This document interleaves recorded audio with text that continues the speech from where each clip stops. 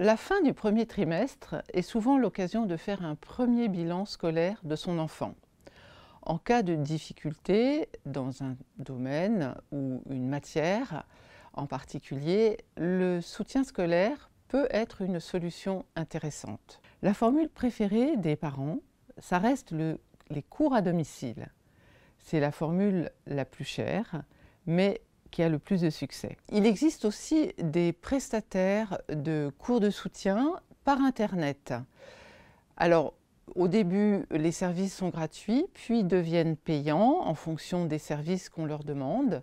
L'intérêt, c'est qu'on peut y travailler 24 heures sur 24, il n'y a pas de contraintes horaires. Les tarifs sont donc plus compétitifs, mais ça demande certainement plus d'autonomie de la part de l'élève qui se trouve seul face à son écran. Une autre formule se développe de plus en plus, c'est le soutien entre pairs, pairs, P-A-I-R-S.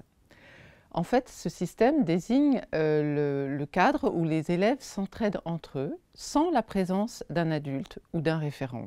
Pour mettre en relation ces élèves, il existe des sites spécialisés qui mettent en relation un coach, celui qui va être coach, et avec l'élève.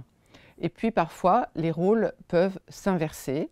Lorsqu'on est à plusieurs, on peut travailler dans des espaces collectifs où les rôles sont tenus alternativement par l'un ou l'autre. Quelle que soit la formule choisie, il est très important de prendre en compte les besoins réels de l'enfant.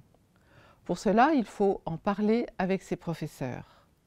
Il faut définir un temps limité de soutien avec des échéances précises. Parce que l'objectif, c'est quand même de rendre l'enfant autonome et non pas dépendant de ce soutien.